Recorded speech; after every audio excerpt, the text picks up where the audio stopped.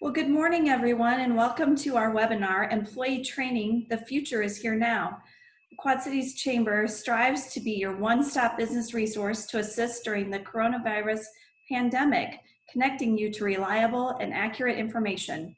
There's a lot of new information to process and respond to during these rapidly evolving and uncertain times.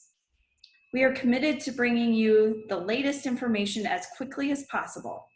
The Quad Cities Chamber launched a Reopening Your Business in the Age of COVID-19 Toolkit, a 50-page downloadable PDF on our website that provides best practices and suggested considerations to help your business prepare to reopen safely when both Iowa and Illinois health officials give us the green light. And we know obviously in Iowa, many of us have the green light. Our COVID-19 resource page on our website at quadcitieschamber.com is updated several times a day, so please make sure to take a look. And if you haven't signed up for our e-news, you can do that on our website as well. We will all get through this together. I'd like to introduce today Steve Grubbs. He is joining us from his suite at Victory Enterprises. Steve is the founder and CEO of ChalkBites and VictoryXR, the world's leading creator of curriculum for K-12 schools in augmented and virtual reality. VictoryXR has been awarded the top international award from HTC Vive for best education in a VR experience. In addition, Microsoft, HP, Oxford University Press, and Intel have all engaged VictoryXR with strategic business or co-marketing relationships.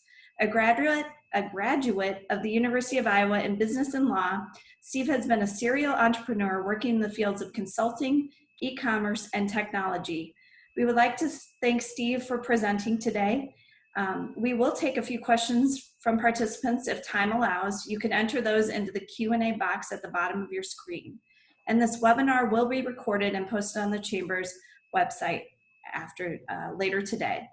Now, I'd like to turn it over to Steve. Okay, thank you, Jen. And many of you know Julie Forsyth with the Quad City Chamber. Julie is going to go on this tour with me today. What we hope to do is to take you on a tour of our ChalkBites Corporate Training Center. But even more than that, what we want to talk about today are the possibilities of corporate training inside a virtual reality space. Now, there's a difference between a virtual reality meeting and a virtual meeting. So I just want to cover that real quick. So a virtual meeting would be having a meeting in Zoom like we are right now. A virtual reality meeting would be putting on a virtual reality headset and stepping into a space. And so what we're going to talk about is when you might think about moving from a 2D webinar meeting into a virtual reality meeting. What are some of the use cases? And in particular, we're going to talk about some corporate training that will be occurring moving forward inside virtual reality. So I lost Julie, but we're going to go ahead and keep going here. So the first thing we're going to do is to walk this way toward our corporate training center. So let's go ahead and head this way.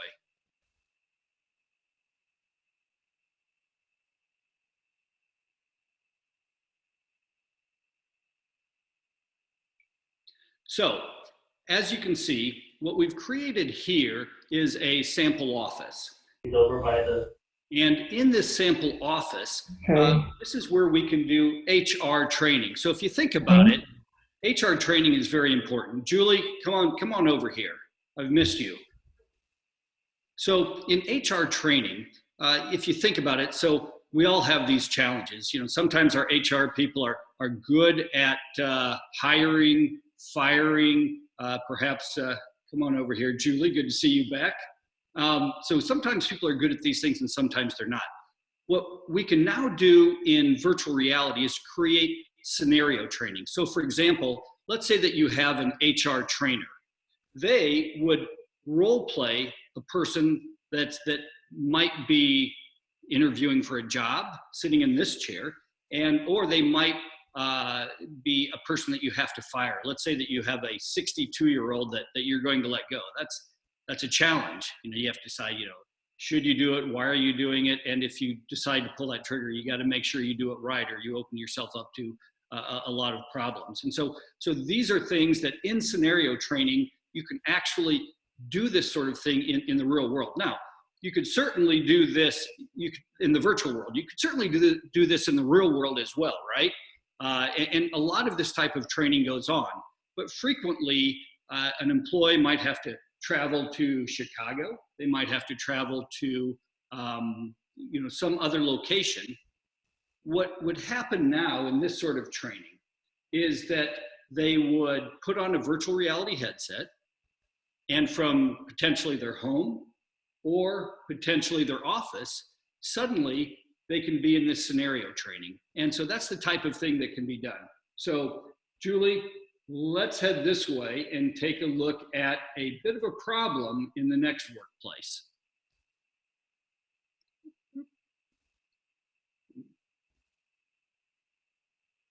All right. As you can see, we have a problem here. This is not good. But occasionally in the workplace, you have a fire. And certainly you call the fire, everybody knows, call the fire department. The problem is what happens between the time the fire begins and the fire department arrives. What you hope will happen is that somebody will grab the fire extinguisher, know how to use it, and in those cases will put out the fire. But we know there are differences between grease fires in a kitchen or other types of fires. So in this space that you see here, we will have a firefighter, a trained veteran of the Davenport Police Department, the fire department, and he will teach fire safety use. Now, and do it with an extinguisher. And we'll have different types of fires because depending on what the fire is, you have to tackle it in different ways. And so fire safety is an important training point. So if an employee can hop in for 30 minutes, learn from an actual firefighter the differences between fires, and then how to actually use the fire extinguisher, that can be very valuable. And if they do it without leaving their desk or their home, even more valuable. So stop and think about this. You've got a challenge, but with 30 minutes of training, no one has to drive anywhere. Suddenly, you have resolved this issue. Now, the reality is, in this sort of social VR, you can't do everything with the actual object. So we also have to create virtual reality simulators. So they would leave this space where they're trained by a firefighter, and then they would they would keep the headset on, and they would go into the firefighting simulator. And in there, they can learn to put out a jet fuel fire, depending on where you're working, or maybe a kitchen fire, or a standard chemical fire, or some fire that has combustibles of paper, wood, that type of thing. So that's one of the possibilities. Now, let's go this way, and we're going to see the training center.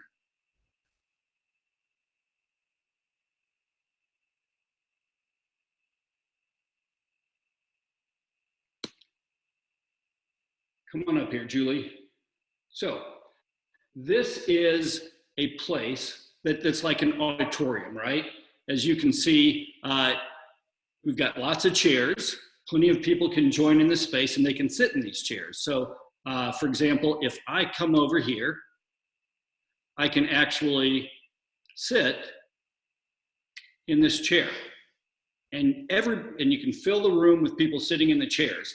Now, what you see in front of me and behind Julie is a large screen for PowerPoint slides, for video presentations. And so whoever your presenter is, let's say you bring an expert into the space. That expert can have a Q&A with the participants. So in other words, instead of doing a Zoom call, which it works pretty well, you can have an actual conversation with the expert. They can do their presentation, they can present, they can do a live Q&A, and then they can go into kinesthetic learning, simply meaning doing, whether the firefighter does his fire safety training here or his life safety training or any of a number of things. They start here, then they actually go into their workspace and do the kinesthetic training. So learning with a defibrillator or with a fire extinguisher or any of a number of other use cases. You can think about those things. And whatever your use case might be, it can be built in a virtual world. And so there are not a lot of companies doing this right now. There are a few companies, but even more important is the cost of all of this has plummeted. So now we have, for example, headsets, the Oculus Quest, the Vive Focus, the Pico Neo that cost $400 and don't have to be attached to a computer. So there's a lot of value there. Let's go to the next station, which is forklift training.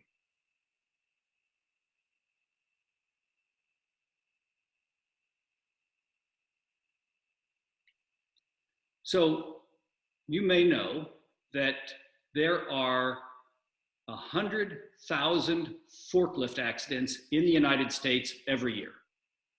About 36,000 of those are serious that require medical attention. And unfortunately, roughly 80 deaths per year due to forklifts in the workplace. So we know forklift training is important. One of the things you can do in this virtual space, I'm going to turn around here and show you.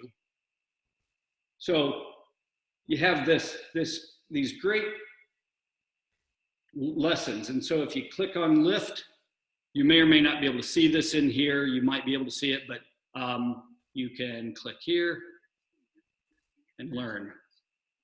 The lift cylinders will lift the inner. And then the user is able to get on the forklift, learn how to drive it, and learn kinesthetically how to properly use this. Now, we actually have a better forklift that is in simulator training. But yeah, it's a great way to learn. So, Julie, you ever driven a forklift? Probably not, maybe so. I haven't. We own a forklift in our company, but it's something that we have to make sure people are well trained for. So, all right, Danny, let's continue moving over to the ambulance.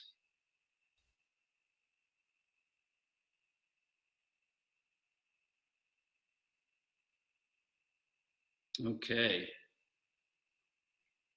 What do we have here? Clearly not good. You can see we have potentially a customer or an employee who is having a heart event. And so our firefighter will teach life safety training because a lot of workplaces now have a defibrillator and we should get defibrillator training. And when we first buy it, we generally do get defibrillator training, but then you have new employees and that defibrillator is hanging on the wall, right? And so when you need it, will people know how to use it? Because it's a matter of life and death. So again, instead of bringing in an expert into your workplace, instead at one of our weekly training sessions, let's say at 11 a.m. on Thursdays, we'll have defibrillator training. You just simply bring someone in, and this isn't just us. This could be any company that's doing this. But you bring somebody into defibrillator training, they put on the headset, and now they're here with a life safety expert who's going to explain how to use the defibrillator, and then they will put them in the simulator where they actually have to save someone's life by using a defibrillator, putting the pads on in the right place on the chest, shocking them, doing the CPR, and then checking to see if their heart has started again. It's a scary situation when it occurs, and so we want people to know this sort of thing as second nature. So that is a quick overview of the concept. Now, before we take questions, we're going to take questions in just a minute. I just want to talk a little bit about the concept of training in virtual reality. So there are some real advantages and there are some limitations. The advantages are, A, you can create whatever scenario you want. That's a big deal. It's also very affordable. No one has to leave the workplace, and you don't have to do it twice a year. You can sign people up to do it weekly or whenever it is convenient. In addition, you can have access to situations that you could never have access to in the real world. Now, is it as good as actually driving a real forklift? In some ways, it's better because you learn without having the ability to damage anything.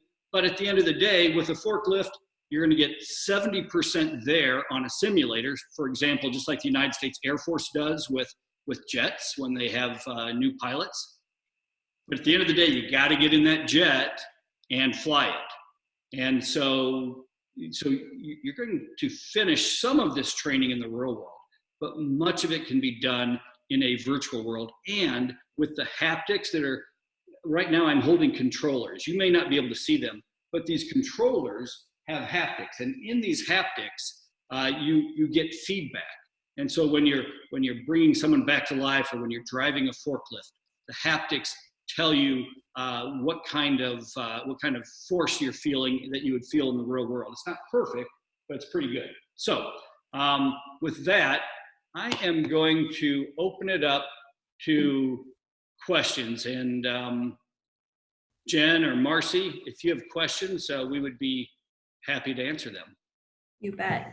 Well, wow, Steve, this is pretty darn amazing that it's happening right here in the Quad Cities. ChalkBites and launching the first corporate training center with virtual reality. I'm just really impressed and so grateful that you're willing to share this with Chamber of Businesses and members. So as a reminder, put your questions in the Q&A box below. Right now, we only have one question. So I want to encourage participants to put your questions into the box. It looks like more are coming in. So this is from Tracy Davis. I'm sorry, I don't know if this is a male or female, but it says, first, Steve, thank you. And after spending so much time in Zoom over the past few months, it's welcome technology. And this person, Tracy, is at the WIU QC campus a few times a month and would love to connect for an opportunity to bring this forward. You know, what's really amazing is, yeah, we're a Quad City company. We're not a Silicon Valley company, but in the last 2 weeks, we have had Harvard, Yale, Stanford, and then I think Monday we have the University of Texas inside looking at our facilities and understanding how we're bringing this forth. So and we also had Palmer inside. So we love to share this with universities. What we know is that hopefully colleges go back to campus this fall. But even with that, you think about what is the ROI. So for example, as a high school or a business or a university, you can build a $1 million or $2 million biology lab or chemistry lab or some other sort of lab. Or you can buy 20 headsets for $8,000 and then subscribe to a service like this and do it inside VR for far less. So maybe you're a school district or you're a business that can invest the dollars in building this new training area, right? But maybe you're not. And in that case, it's far less expensive to approach it this way. And really, if you think about it, the Oculus Quest headset I have on right now, created by Facebook, it's a great device, and it's about the same cost as an iPad. So if you've gone out and purchased iPads for employees to accomplish this goal or that goal, it's really no different than this, because they run about the same cost and they open up a new media, new opportunities. And for customers, if you think about it, for example, we are working with a long-term care facility, and they need to show their long-term care units to people all over the country who are shopping for their parents. Well, traveling from California to Louisville is difficult now. And so because of that, we can now bring them in. They can have their salesperson in, give them a tour of the long-term care facility. They've got like 6 different model units for people to use. And suddenly the child of that parent has a much greater comfort level understanding the features that are available. So there's so much opportunity out there. It's just a matter of thinking about it and developing it. So Jen, you have another question for me? I do. You were able to answer a couple of the first questions that came in. People are very interested in the cost of this. So thanks for sharing. It's about the same as the cost of the iPad. Along with that, folks are wanting to know really what is the cost savings, if there is any, from a corporate business on this compared to the traditional on-site training. I think you've covered it, but we have had a lot of questions about cost. Let me talk about the ROI. So first you invest in the hardware, right? And let's say for your business, you purchased 4 headsets. So that's about $2,000. And you can use them over and over and over again, right? But then you still have to subscribe. So for the average business, it's probably going to be, for the average small business, it's going to be somewhere around $200 a month. But that gives you access to every class every week. So you might put, on Tuesdays at 10, you might have someone in forklift safety training. And on Wednesdays at 1 p.m., you might put them in life safety training. And Thursdays at 9 a.m., they might do the OSHA warehouse training, and where you walk through the warehouse and identify the problems. And so you can sign people up for the different classes. Now, okay, so you just spent, say, $2,000 on the hardware and $200 a month on the subscription. Now think about, let's just say that you go to Chicago for a training for 2 days or 1 day. You think about the travel and the hotel room overnight, expensive. The other option, sometimes you're a business that you might bring a trainer into your place. Well, usually that's not going to be cheap either, especially for all the different options that you have. So this sort of training can be very affordable. Now, the other question is, what if you want to develop your own, right? And so, that depends on how detailed it has to be and how complicated it is. But, we usually tell people that to develop their own plan. So for example, we do some work for CBRE, and I can't talk about the details of that, but CBRE is the world's largest commercial real estate company. They're not real active in the Quad Cities, but if you travel anywhere in the world, you see CBRE. Usually we tell customers that to build their own experience, it's going to be somewhere between $15,000 to $50,000. So, your own custom work is going to be somewhat expensive, but if you can just subscribe to an existing service, whether it's ours or somebody else's, it's a lot more affordable. So hopefully that answers the question. And people can always contact me via email as well. Jen, do you have any other questions? Yeah, that was a great answer, Steve. Thanks for giving so many different options. Along the lines, let's say somebody does want to create their own virtual reality training program. You hit on the cost, but how long would something like that take? Yeah, so I'll give a range. We have done projects in 8 weeks, but most of the time projects take 3 months to 6 months. And really, we're doing one for Ohio State right now that's an 8-month project. If we had to get it done immediately, we could get it done in less than 8 weeks. But most of our time that we spend is waiting for the corporate client to get back to us. Then they have changes and you go through all of that. So that's really the range, usually 8 weeks to 6 months. Great. Thank you, Steve. Here's a question from Tom Trone from our local SCORE chapter. He says, he says that given the virtual world will be a more important element in how we live and work in the future, how can VR be used to deliver a new value versus replicating or simulating a real world experience? Yeah, so I got to give a really good answer because Tom used to be a technology guy at the University of Illinois, a professor. So I think maybe still is. So okay, let me see if I can come up with a really good answer. I'll give you an example that we use in our VictoryXR Academy.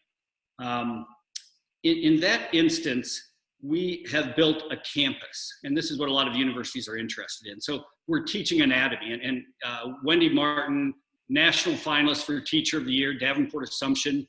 She's our teacher, and people around the world love Wendy, and we're very fortunate to have her in our community. But think about learning anatomy, right? So she'll take her class at Assumption to St. Ambrose, and they'll see a cadaver, and they'll see the organs, right? What we did was we built an anatomy lab that any school in the world can use.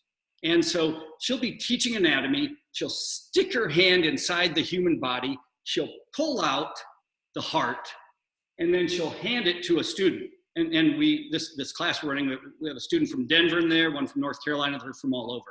So she hands it to the student from Denver. The student from Denver looks at it, examines it, and then hands it to the student next to her, who happens to be from North Carolina. Now, the student from North Carolina, she takes that human heart and she enlarges it so that it's 8 foot tall.